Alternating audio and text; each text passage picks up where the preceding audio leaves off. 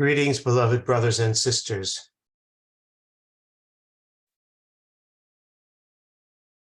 If you have ever spent any time around young children, toddlers, especially other people's young children,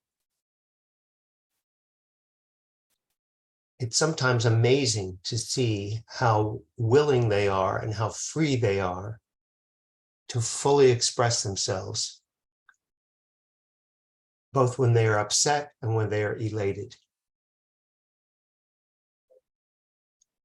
They don't hold back.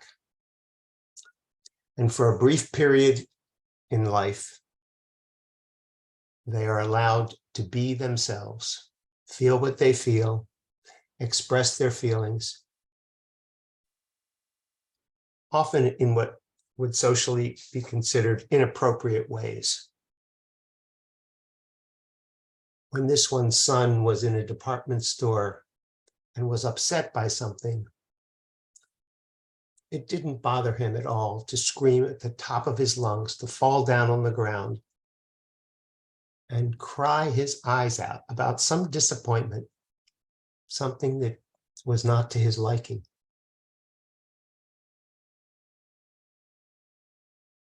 And there was a mixture of amazement, wonder, and embarrassment from his parents,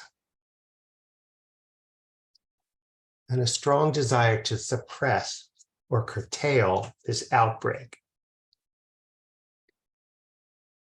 But the amazing thing is, given the opportunity to fully express himself, within seconds, he was restored to his good mood and happiness.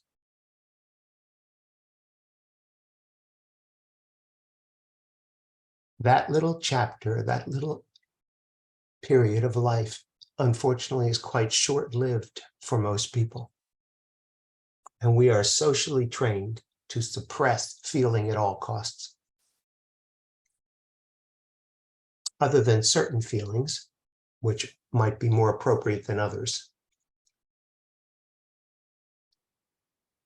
But as it turns out, this body, after a while, is frightening to us. And what we are really afraid of is sensation itself. It'll always come down to something in the body, tingling, burning, tightness, vibration, pain, heat, cold, some simple sensation that we've decided is not okay to have.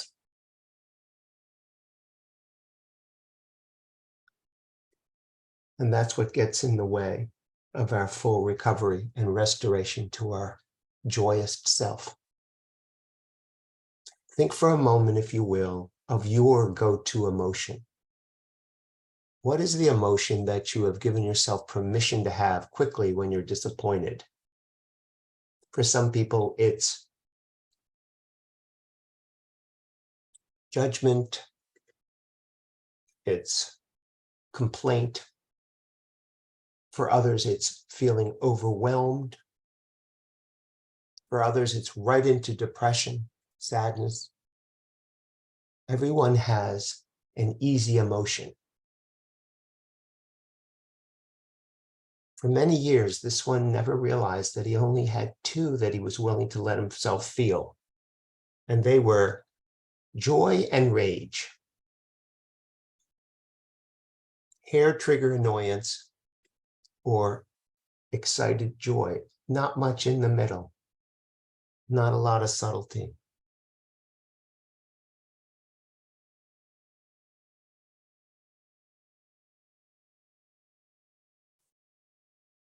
To be fully present in the moment, one must be willing to allow sensation.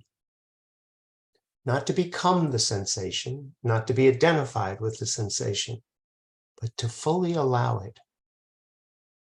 And where possible, to express that emotion. not to indulge it, but to release it. You won't be able to release what you won't acknowledge.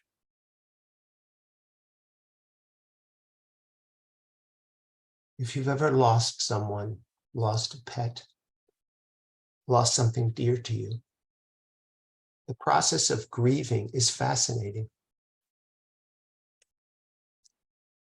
It is something that's not easy to control, despite maybe a culture that says keep a stiff upper lip. And when you finally stop resisting grief and let the thundercloud come over you and release the tears, there's a kind of surrender to the intensity of the emotion. And if you don't do anything with it, but just let it be and just cry when you need to cry, it ends just like a thunderstorm ends.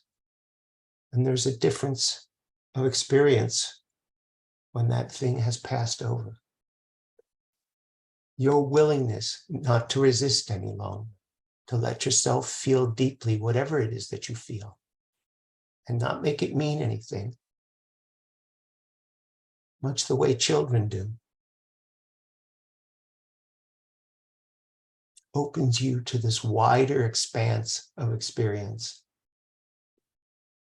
and allows you to accept life exactly the way it is.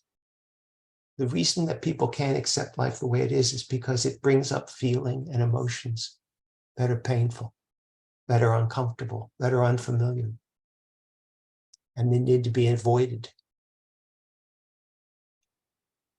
And this is where the rampaging thoughts begin and the distractions. What are you being distracted from? It's your feelings. It's the sensations in your body.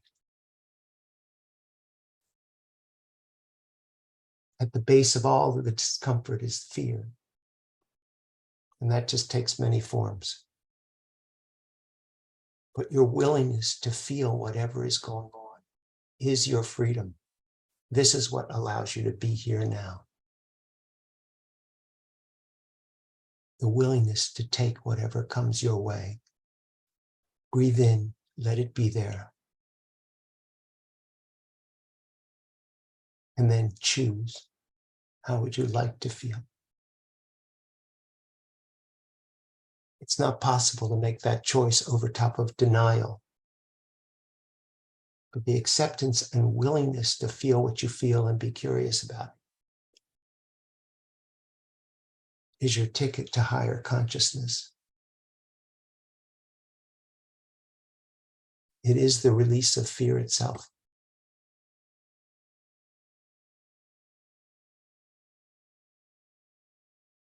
Allow yourself a wider range of feeling and acceptance for what is uncomfortable. And this too shall pass. Underneath of it all is love. So bring love to your feelings, whatever they are,